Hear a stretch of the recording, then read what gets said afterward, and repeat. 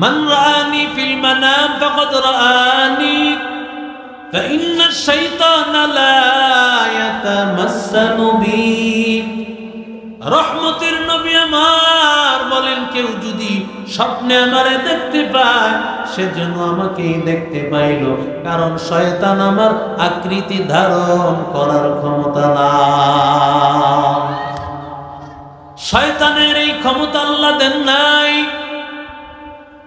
নবীর আকৃতি ধরবে শয়তান। ও নবীর আশিক উম্মতের দল, সালমান ফারসি রহমতের নবীর সাহাবী,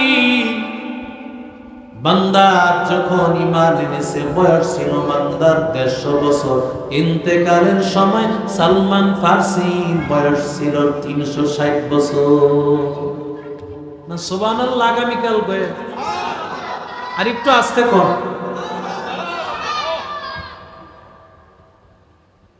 রাসূলের এর চাইতে কোন মুরব্বী সাহাবী আর একজনও নাই। সবচাইতে মুরব্বী সাহাবী হযরত সালমান, 360 বছর ইন্তেকালের সময় হায়াত। শুধু রাসূলের সাহাবী না, রাসূলের উম্মতের মধ্যে এত হায়াত কেউ পায় নাই, পাইবেও। আরো জোরে বলে। সবচাইতে মুরব্বী সাহাবী। যুবক ভাইরা, ঈমান কি জিনিস, ইসলাম কি জিনিস, আজকে সিরাতুন নবী, রাসূলের মিলাদুন নবী আর সিরাতের মাস, যেই মাসে হাজার হাজার প্রতিদিন মাহফিল হবে রাসূলের মহব্বতে, ঠিক কিনা জোরে বলুন। সালমান ফারসি রাজার পুত্র, চেহারা দেখতে বড় সুন্দর, রাজপুত্র সালমান ফারসি। সালমান ফারসি তার বাবা একজন মূর্তি পূজক ছিল, খ্রিস্টান। ওই সময় ঈসা নবীর আদর্শ ছিল, কিন্তু কেউ কেউ ঈসা নবীর আদর্শ পালন না করে মূর্তি পূজা করত। এই মূর্তি পূজকদের সর্দার লিডার ছিলেন সালমান ফারসির বাবা। ভবিষ্যতে সালমান ফারসি বাবার ইন্তেকালের পরে সে অটোমেটিক গতিশীল হয়ে যাবে। সালমান ফারসি বাহিরে যায় না। সুন্দর চেহারার সালমান ফারসি, ধনী সন্তান। হঠাৎ করে একদিন সালমান ফারসি বাহিরে বের হয়েছে। বড় লোকের সন্তান বাহিরে বের হয় না, হঠাৎ করে যখন বাহিরে বের হয়েছে, তেমন বয়স নাই সালমান ফারসি। বাহিরে বের হওয়ার পরে তাকায় দেখে একটা তাঁবুর মতো দেখা যায়, সেখানে কিছু আল্লাহর বান্দা 8-10 জনের মতো হবে। ওরা কি যেন একত্রিত হয়ে একজনে পড়তেছেন, সবাই শুনতেছে। ওরে আল্লাহর বান্দা, কিতাব পড়ার সময় হঠাৎ করে একটা নাম মুহাম্মদ, একটু পরে পরে মুহাম্মদের নাম, মুহাম্মদের নাম যখন আসে সবাই বলে, হে মালিক, যদি মুহাম্মদ কি পাইতাম, মুহাম্মদের উম্মত হলে কতই না ভাগ্য হতো।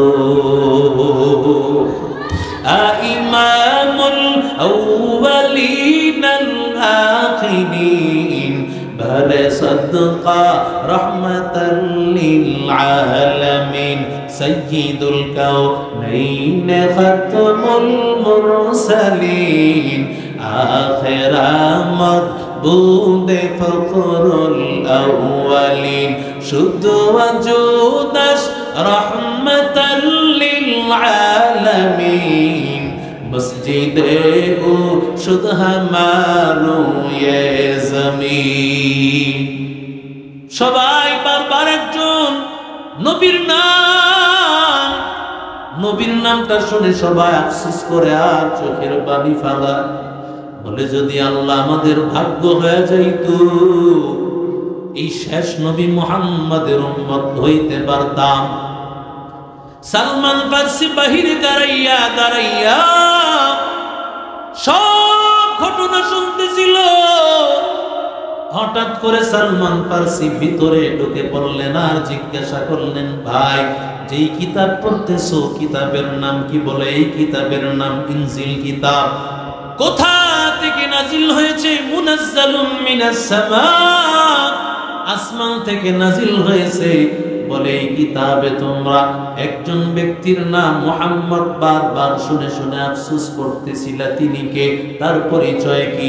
ও আল্লাহর বান্দারা, পাত্রী ডাক দিয়া বলে, ও আল্লাহর গোলাম, সেই মুহাম্মদ দিয়া কি করবি? বলে একটু বলো না। হতেও তো পারে মুহাম্মাদের নামটা আমি মুখস্থ করে রাখবো, কোনো সময় কাজে লাগবে। হতেও তো পারে মুহাম্মদকে আমি আল্লাহর মহব্বতে পেয়ে যেতে পারি। এরে নবীর আশিক উম্মতের দল, পাত্রী ডাক দিয়া বলে, রে আল্লাহর গোলাম মুহাম্মদ, আল্লাহ যাকে বাক্কা নগরী তথা মক্কায় পাঠাইবে, সেখানে পাঠানোর পর মক্কাবাসীরা নির্যাতন করিয়া মুহাম্মদকে মদিনায় পাঠায়া দিবেন। পরে আল্লাহর বান্দা মুহাম্মদ এমন একজন নবীর নাম, যেই নবীরে ঈমান সহকারে দেখিয়া মরতে পারলে জাহান্নামের আগুন হারাম। तू शाहे खूबा तू जाने जाना, तू शाहे खूबा तू जाने जाना, ये चेहरा उम्मुल किताब तेरा, ये चेहरा उम्मुल किताब तेरा, तू शाहे खूबा तू जाने जाना, तू शाहे खूबा तू जाने जाना, ये चेहरा उम्मुल किताब तेरा, न बन सकी है न बन सकेगा, न बन सकी है न बन सकेगा, मिसाल तेरी जवाब तेरा, मिसाल तेरी जवाब तेरा। ठीक की नजर बोले, আমার নবীর চেহারা এত সুন্দর, মনে হইতো যেন নবীর চেহারা আল্লাহর কোরআন। কারণ আল্লাহর নবীকে আল্লাহ কোরআন যা বলে আমার নবী তাই বলে। আল্লাহু আকবার। সাহাবায়ে কেরামেরা আয়েশার কাছে এসে বলেন, আয়েশা, নবীর এমন কোন গুণের কথা বলো আয়েশা, যেই গুণটা আমরা পালন করলে ও আয়েশা জান্নাত পেতে পারি আমরা। আয়েশা ডাক দিয়া বলে, না ফাতাকুরুনাল কোরআন, তোমরা কি কোরআন পড়ো নাই? আমার নবীর গোটা দেহটাই হলো আল্লাহর কালাম। আমার নবীর চেহারার মতো কারো চেহারা আসেনি। আরো জোরে বলেন, নবীর চেহারার মতো কোনো চেহারা নাই, নবীর মতো এমন কেউ নাই। কাফির মুশরিক বেঈমানের দল, ওরা নবীর চেহারার দিকে তাকাইছে আর তারা চেহারার দিকে তাকায় চিন্তা করেছে, এত সুন্দর চেহারার মানুষ কোনদিন মিথ্যাবাদী হতে পারে না। আরো জোরে বলে, এত সুন্দর চেহারার মানুষ কোনদিন মিথ্যাবাদী হতে পারে না। আল্লাহর বান্দা পাত্রী ডাক দিয়া বলে, যদি ঈমান আনতে পারো তাহলে তোমার জীবন কামিয়াব। আল্লাহর বান্দা এবার বয়ান শুনতে বসে গেল। বয়ান শোনার পর সেই বান্দা এতদিন ছিল মূর্তি পূজক, ওই বান্দা ডাক দিয়া বলে, আর দেরি করতে চাই না। বলে, আমি কালেমা পড়লে কি লাভ হবে বলেন? পাত্রী ডাক দিয়া বলে, ও আল্লাহর বান্দা, যদি আল্লাহর কালিমা পড়তে পারো, আল্লাহ দুনিয়ার আগুন তোমার জন্য হারাম করে দিবে, জাহান্নামের আগুনও হারাম করে দিবে। সালমান বলে, তাড়াতাড়ি মুসলমান বানায় না। ও আল্লাহর বান্দা, পাত্রী বলে, ভালো করে বুঝো, কারণ মুসলমান এত সহজ না, মুসলমান হলে কিন্তু নির্যাতিত হওয়া লাগবে। ভালো করে সাবধান, ভালো করে শুনো, মুসলমান হওয়া এত সাধারণ কথা না। আল্লাহর বান্দা, আজকে তো আমরা নামের মুসলমান, কামের মুসলমান হতে পারি নাই। মুসলমান তো এমন মুসলমান, আল মুসলিমু মান সালিমাল মুসলিমুনা মিন লিসানিহি ওয়া ইয়াদি। মুসলমান তো তাকেই বলা হয় যেই মুসলমানের হাত অন্য মুসলমানের উপর নির্যাতন করে না। মিন লিসানিহি ওয়া ইয়াদি, জবান দিয়া কষ্ট দিবে না, হাত দিয়া কষ্ট দিবে না। অথচ তাকাইয়া দেখো বাংলাদেশের এমন গণতান্ত্রিক দেশে আজকে যেই জাতিরা আমাদের টাকা পয়সা দিয়া নিরাপত্তার দায়িত্বে থাকবে, ওই মানুষগুলো আমাদের নির্যাতিত জুলাই অভ্যুত্থানে যেই যোদ্ধারা ছিল, এই বিপি নূরের মতো মানুষের উপর অত্যাচার ঠিক কিনা? আফসোস লাগে যেই সরকারি দলীয় মানুষগুলো আমাদের পয়সা দিয়া তারা এই অস্ত্র কিনেছে, ঠিক কিনা জোরে বলেন? আমাদের পয়সা দিয়া অস্ত্র কিনে, বুলেট কিনে, সেই অস্ত্র আর বুলেট আমার সন্তানের বুকের মধ্যে চালাবে, সেই অধিকার তোমাদেরকে দেওয়া হয় নাই, ঠিক কিনা জোরে বলেন? আজকে বড় আফসোস লাগে, আফসোস। আমরা মুসলমান হতে পারি নাই, আমরা মুসলমান হতে পারি নাই। মুসলমানের পরিচয় আমাদের নাই। মুসলমান তো তাকেই বলা হয় যেই মুসলমান তার মুসলমান ভাইয়ের জন্য প্রয়োজনে নিজের রক্ত পর্যন্ত দিতে রাজি, ঠিক কিনা জোরে বলে?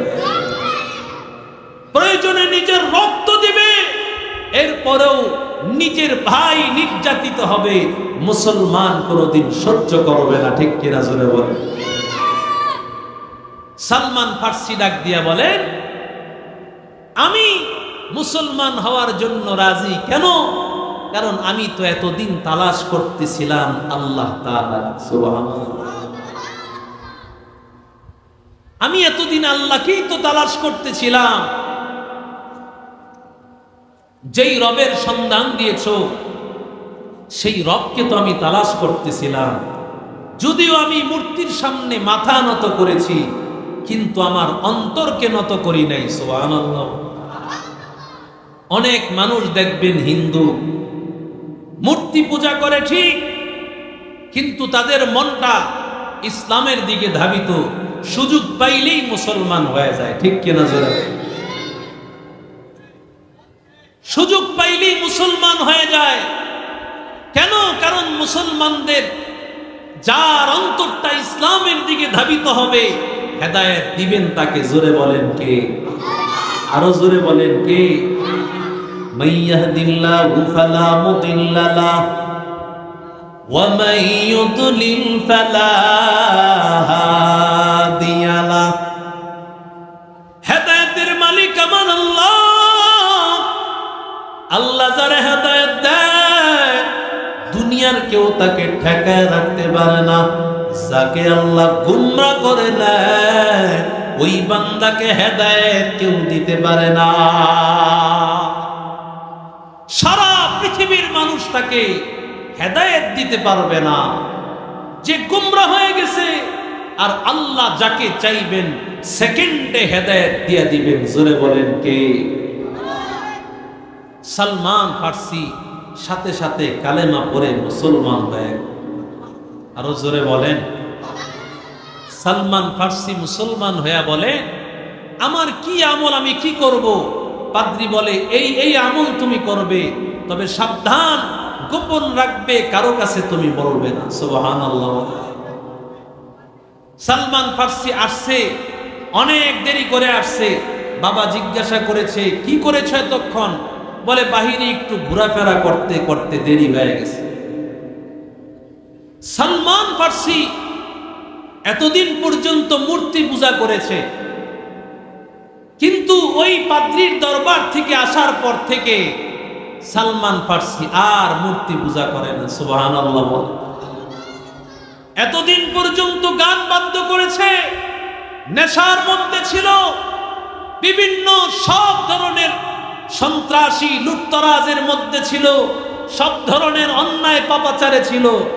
যখন আল্লাহ ওয়ালাদের বয়ান, মুফতি নজরুল ইসলাম কাসিমি সাহেব হুজুরের মতো বয়ান যখন শুনেছে, আল্লাহর বান্দা বয়ানের পর পরিবর্তন হয়ে গেছে। আরো জোরে বলেন ঠিক কি? কত মানুষ দাওয়াত ও তাবলীগের নিসবতে দিনদার হয়ে গেছে, কত মানুষ আল্লাহর কুতুব চরমনাইর মরহুম পীর সাহেব হুজুরের সেই উজানির দরবারে, নানুপুরের দরবারে গিয়া মানুষ হয়ে গেছে, ঠিক কিনা জোরে বলেন? আল্লাহর বান্দা বাসায় আইসা আল্লাহর বান্দা রুকু করে সেজদা করে দাঁড়ায়া দাঁড়ায়া সালমান ফার্সির বাবা ডাক দিয়া বলে, বাবা তুমি আগে গির্জার মধ্যে যাইতা, এখন গির্জায় যাও না, ঘটনা কি? আবার তুমি মাথা ঝুঁকায় ঝুঁকায় কি করো, ঘটনা কি? সালমান ফার্সি কিছুই বলে না। সালমান ফার্সি বলেন, আমি এমন এক রবের সেজদা করি যিনি গোটা পৃথিবী আসমান জমিন সব কিছু বানিয়েছে। আরো জোরে বলেন।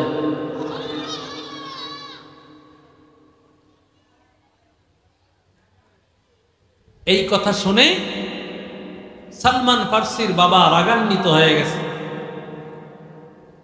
আমি সারা আবার রবকে, রব তো আমি, নাউজুবিল্লাহ বলেন। যেমন ফেরাউন বলেছিল, আনা রব্বুকুমুল আলা, আমি শুধু খোদা না, খোদারও বাবা, নাউজুবিল্লাহ কম। মুসলমান ইমানদার আল্লাহর গোলাম সালমান ফার্সির বাবা ডাক দিয়া বলে, ও আল্লাহর বান্দা, তাড়াতাড়ি তুমি এই কালেমা পড়েছো, এই কালেমাটা ছেড়ে দাও, মূর্তি পূজার মধ্যে লিপ্ত হয়ে যাও। যদি মূর্তি পূজার মধ্যে লিপ্ত না হও, তাহলে তোমাকে বন্দী করে দেওয়া হবে, ঘরের মধ্যে বন্দী করে দেওয়া হবে। সালমান ফার্সিকে বন্দী করে দেওয়া হয়, হাতের মধ্যে শিকল, পায়ের মধ্যে শিকল লাগায় দিয়েছে সালমান ফার্সি, ঘরের মধ্যে তালা। সালমান ফার্সি যে রাজার একজন সন্তান, আল্লাহর বান্দাকে ডাক দিয়া বলে, ওর কাছে খাবারও দিবা না। একদিন দুই দিন হয়ে যায়, সালমান ফার্সির কাছে কোনো খাবার পৌঁছায় না। 2 দিন পরে বাবায় ডাক দিয়া কয়, রে সন্তান, এখনো সময় আছে, কালিমা সাহ, আর না হয় তোরে না খাওয়াইতে খাওয়াইতেই মেরে ফেলবো। সালমান ফার্সি ডাক দিয়া বলে, বাবা আমি খাবারের চিন্তা করি না বাবা, আমি তো এমন মালিকের প্রতি ঈমান এনেছি যেই মালিক কোন মাধ্যম ছাড়াও খাওয়াইতে পারেন, সেই ক্ষমতা কার। মারিয়ামের ঘরের মধ্যে কোন খাবার দিতে পারি নাই। এর আল্লাহর বান্দা জাকারিয়া নবী তাকায় দেখেন, মারিয়াম সিজন সারা ফল মারিয়াম খাইতেছে। আন্না লাকি হাদা, জাকারিয়া বলে, কোথা থেকে পাইলা? ক্বালাত হুয়া মিন ইনদিল্লাহ, বলে এটা আমার আল্লাহ পাঠাইছে।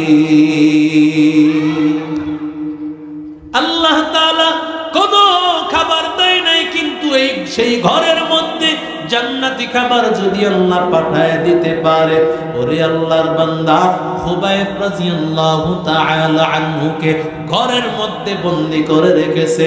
খুবাইবের ঘরের মধ্যে খাবার নাই। ওরে আল্লাহর বান্দা যুবক, ওই ঘরের মধ্যে আমার মালিক আল্লাহ তাআলা কুদরতি জান্নাতি খাবার আল্লাহ পাঠায় দিয়েছে। এবার সালমান ফার্সি ডাক দিয়া বলেন, যেই আল্লাহ তাআলা তাদেরকে খাবার পাঠাইতে পারেন, আল্লাহ আমারও খাবার পাঠাইল, আমি চিন্তা করি না। এবার আল্লাহর বান্দা সালমান ফার্সি বাবা ডাক দিয়া বলেন, আমার এই ঘরের মধ্যে আগুন লাগাইল কে? ঘরের মধ্যে সবাই উল্টা উল্টাপাল্টা চলে। হঠাৎ একটা সন্তানকে দাওয়াত তাবলীগের মানুষেরা বুঝাইয়া দাড়িওয়ালা বানায় ফেলছে, নামাজি বানায় ফেলছে। আসিমি সাহেব হুজুরের বয়ান শুনে, আল্লাহওয়ালাদের বয়ান শুনে আল্লাহর বান্দা নামাজি হয়ে গেছে।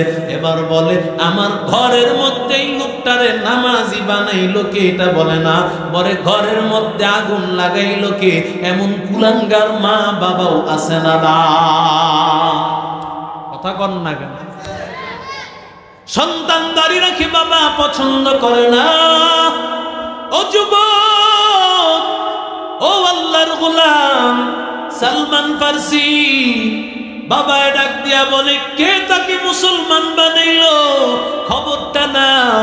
খবর নিয়ে সাথে সাথে জল্লাদ বাহিনী পাঠায় দিস, ওদেরকে শেষ করে দাও।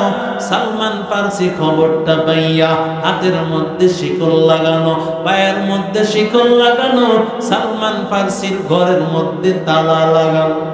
এমন সময় সালমান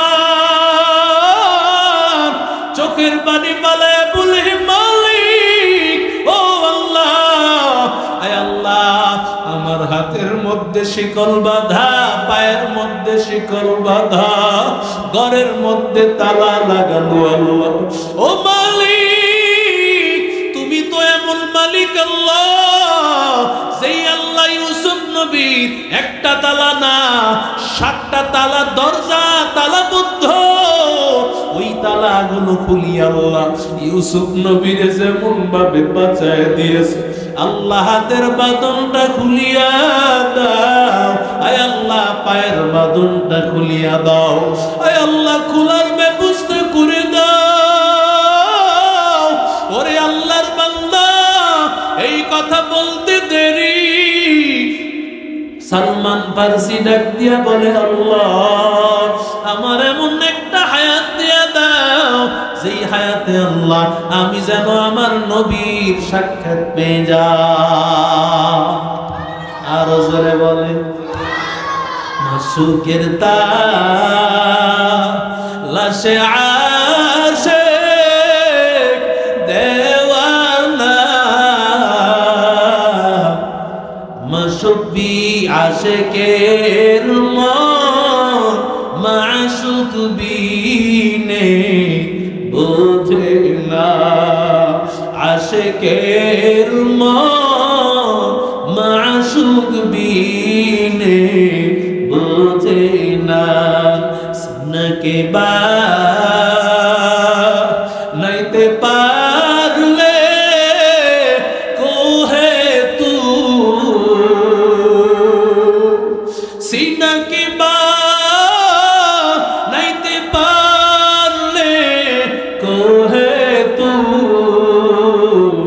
মাওলার আশিক দেখবা তখন নূরে নূর, মাওলার আশিক দেখবা তখন নূরে নূর। ইশকের আগুন লাগে যদি কলবে,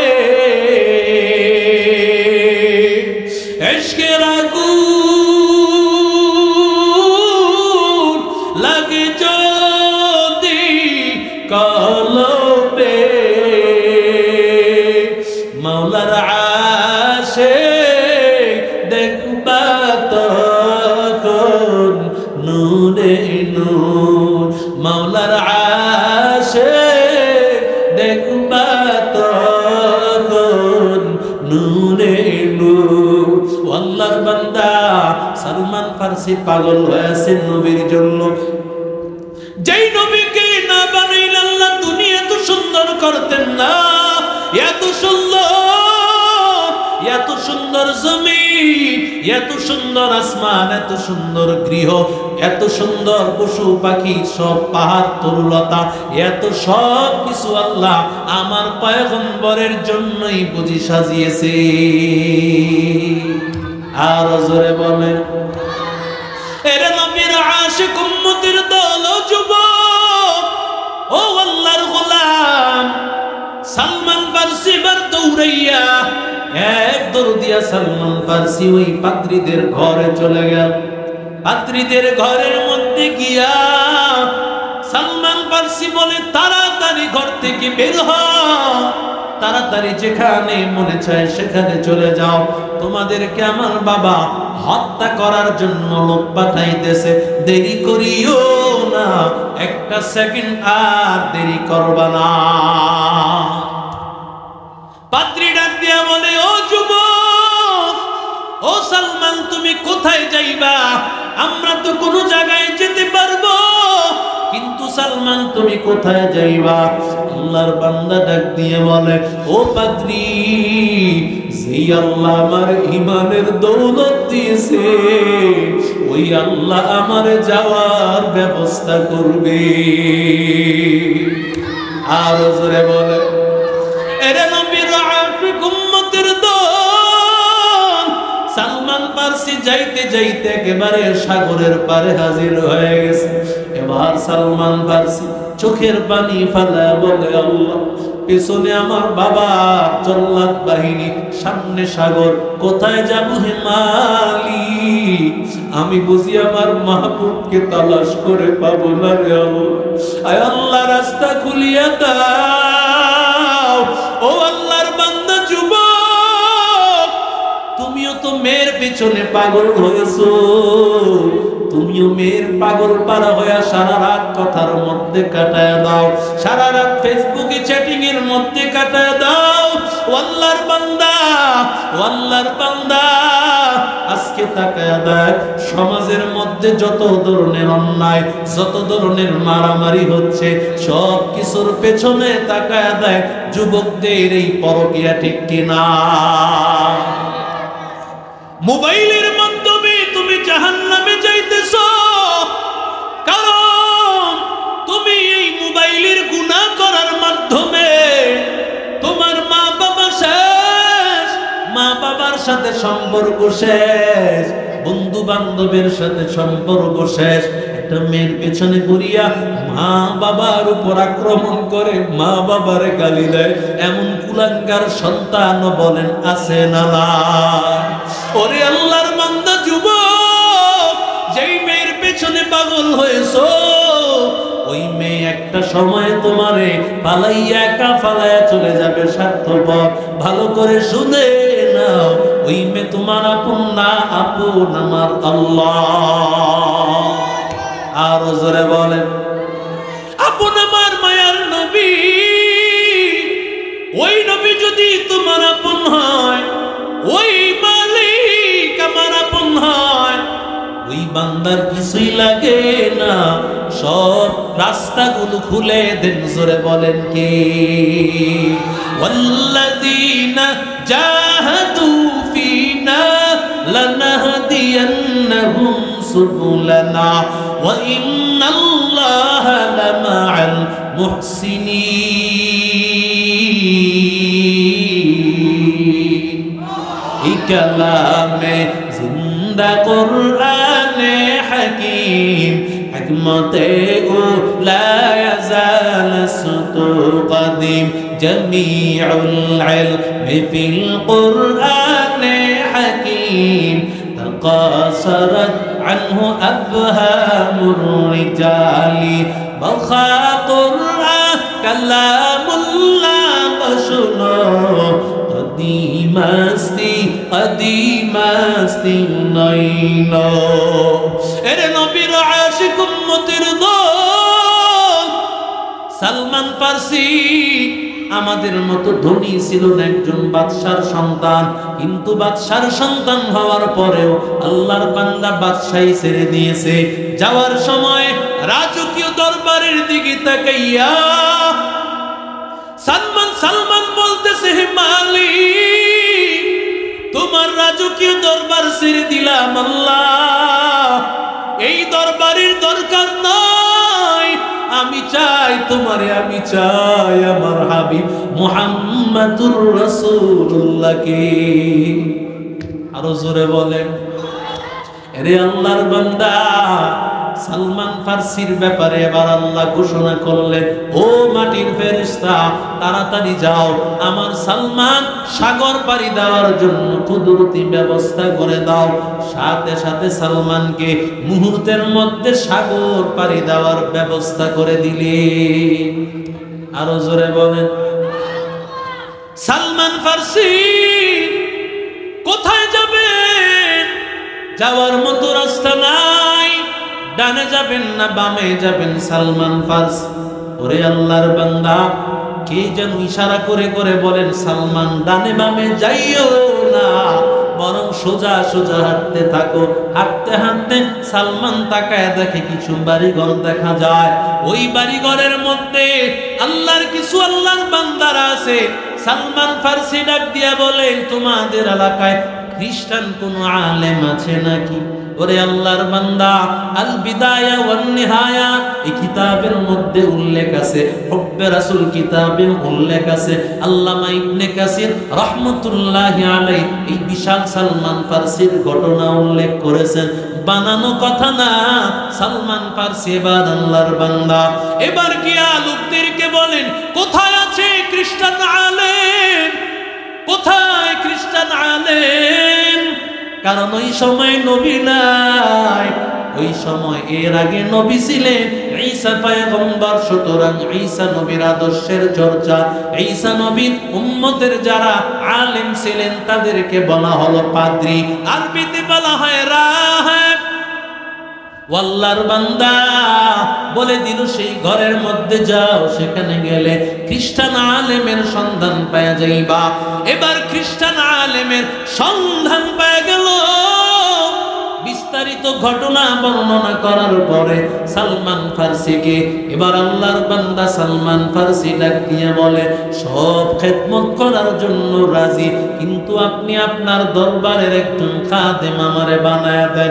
আমি চাই আমার হাবিব মুহাম্মাদুর রাসূলুল্লাহর মুলাকাত করব। আরো জোরে বলে। এরে আল্লাহর বান্দা, বয়স্ক এত মুরব্বী সাহাবী সালমান, আল্লাহর বান্দা খেদমত করতেছেন। খেদমত করতে করতে বয়স হয়ে গিয়েছে। সালমান ফারসি একেবারে কয়েক বছর পর্যন্ত খেদমত করার পর সালমান ফারসি রাহেবকে, খ্রিস্টান আলেমকে ডাক দিয়া বলে, পাদ্রী, বহু বছর খেদমত করেছি, আপনার পরে আমি কার কাছে যাব একটু বলেন না। আমি চাই আমি যেন আমার হাবিব মুহাম্মাদুর রাসূলুল্লাহকে পেয়ে যাই। কোথায় গেলি পাইব? খ্রিস্টান আলেম ডাক দিয়ে বলির, সালমান, আমার ইন্তেকালের পরে এই গ্রামের উত্তর দিকে 2 গ্রাম পরে আরেকটা গ্রাম পাবি। সেই গ্রামে গেলে একজন পাদ্রী আলেম পাবি, তার কাছে সান্নিধ্যে যাবি। ওর কাছে গেলে আখিরি জামানার নবীর সন্ধান পেয়ে যাবি। প্রথম পাদ্রী মারা গেল, দ্বিতীয় পাদ্রীর কাছে গিয়ে হাজির। সব ঘটনা বর্ণনা করার পরে আল্লাহর বান্দা সালমান ডাক দিয়া বলে, আমি আপনার খাদিম হওয়ার জন্য রাজি, আমারে আপনার খাদিম বানাইয়া দেন, আমারে আপনার খাদিম বানাইয়া দেন। আল্লাহর বান্দারে খাদিম বানায় নিল। সালমান রে ডাক দিয়া বলে, ও সালমান, আখির জামানার নবী এসে পড়েছে, তুমি অবশ্যই অবশ্যই আখির জামানার নবী পাওয়া যাইবা। আরো জোরে বলেন। সালমানের কেমন আনন্দ! ওরে সালমান, আমার পরে সালমান, এই 3 গ্রাম পরে আরেকটা গ্রাম পাইবা, সেখানে আর একজন আল্লাহওয়ালা পাইবা। ওরে আল্লাহর বান্দা, অনেকে তো আল্লাহওয়ালা মানতে চায় না। আজকে যুবকেরা আল্লাহওয়ালা মানি একজন বুজুর্গ আল্লাহওয়ালারে দাওয়াত দিছে, ঠিক কিনা বল? ওরে আল্লাহর বান্দা, যুবক আল্লাহওয়ালাদের দিকে নজর, মুহাব্বতের নজরেও তাকাইলে আল্লাহ ওই বান্দাকে জামানার বাইজিদ বুস্তামির মতো এমন বড় বানায় দেয়। আরো জোরে বলেন। এরে নবীর আশিক উম্মতের দল সালমান ফারসি এবার দ্বিতীয় পাত্রী থেকে বিদায় হয়ে তৃতীয় পাত্রীর কাছে চলে গেছে। ওরা আল্লাহর বান্দা যে নাকি জীবনে এত কষ্ট করে নাই, ওই বান্দা এত কষ্ট জিন্দেগিতে কখনো করে না। আল্লাহর বান্দা ও নবীর আশিক উম্মতের দল এত কষ্ট কোনোদিনও করে নাই, কিন্তু পয়গম্বরকে পাওয়ার জন্য সত্যের সন্ধানের জন্য কষ্ট করা লাগে। মাঝে মধ্যে দাওয়াত তাবলীগে গাড়ি নিয়া সেখানে কষ্ট করা লাগে, মাঝে মধ্যে আল্লাহ ওয়ালাদের দরবারে গিয়া সেখানে ময়দানে বসে বসে বয়ান শোনা লাগে। রে বাবা, এমনিতেই আল্লাহকে পাওয়া যাবে না। আল্লাহকে যদি পাইতে চাও আল্লাহ ওয়ালার দরবারে যেতে হয়। আল্লাহ ওয়ালাদের দরবারে গিয়া কষ্ট করে করে হেদায়েত পেতে হয়, ঠিক কিনা?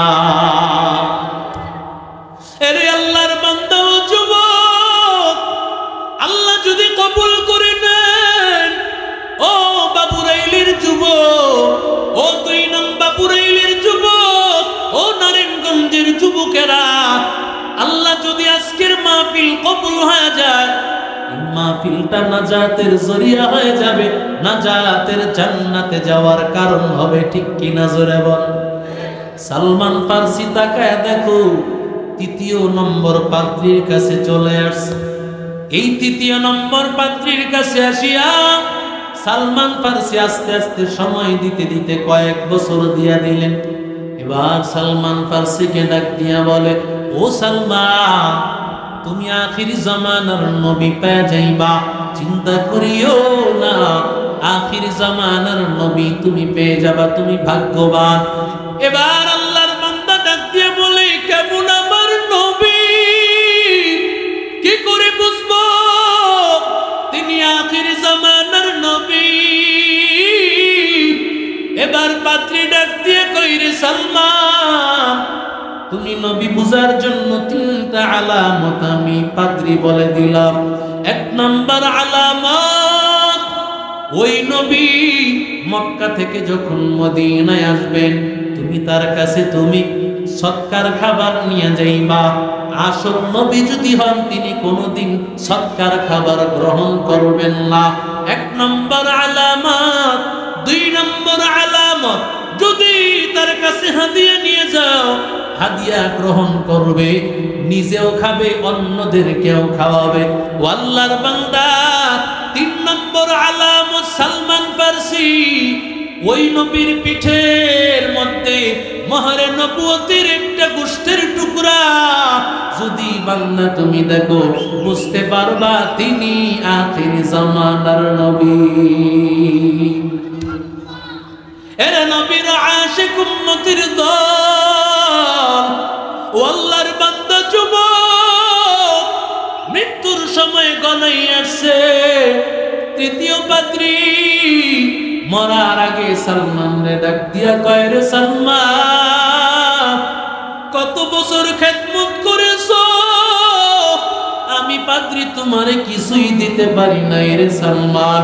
তবে সালমান, ভালো করে শুনে নাও, আমার ইন্তেকালের পরে আমার কিছু জমানো দিরহাম আছে, এগুলো তুমি নিয়ে যাইবা, তোমার কাজে লাগবে। 2 নম্বর, কিছু দুম্বা আমার আছে, ও সালমান, দুম্বাগুলো নিয়ে যাইও। ও আল্লাহর বান্দা, সালমান ফারসি এবার যখন পাত্রী ইন্তেকাল করলেন, এবার সালমান ফারসি কথা অনুযায়ী টাকাগুলো নিয়ে নিলেন, দুম্বাগুলো নিয়ে নিলেন। সালমান ফারসিকে ডাক দিয়ে বলেছেন, দুম্বাগুলো নিয়ে যাইবা, দুম্বাগুলো সেই দিকে যাইবে, তুমিও সেই দিকে যাইবা, ও তোমার আসল রাস্তা দেখায় দিবে। আরো জোরে বলেন, মাল্লাহুল মাওলা ফালাহুল কুল, যার জন্য আমার মালিক, তার জন্য সব। আল্লাহর বান্দারা গহীন জঙ্গলের মধ্যে কত আল্লাহর বান্দা মুজাহিদ রাস্তা তালাশ করে পায় না, হঠাৎ করে আল্লাহর বান্দা রাস্তা তালাশ করে পায় না, ফেরেশতা দিয়া আল্লাহ রাস্তা দেখাইয়া দেখাইয়া তাবুতে ফিরাইয়া দেয়। সুবহানাল্লাহ। আল্লাহর বান্দা চলতেছেন, দুম্বা যেদিক যায় সালমান ফারসিও সেদিকে যায়। চলতে চলতে সালমান ফারসি আবার সমুদ্রের পারে হাজির। সালমান ফারসি তাকায় দেখতে পায় কিছু আল্লাহর বান্দা বণিক দল, তারা ব্যবসা করার জন্য একটা দল যাইতেছে। এর নবীর আশিক উম্মতের দল ব্যবসায়িক। নারায়ে তাকবীর। বাংলা তারেক জামিলের আগমন, মুফতি নজরুল ইসলাম কাসিমি সাহেবের আগমন। নারায়ে তাকবীর। বাবুরুল বাশির পক্ষ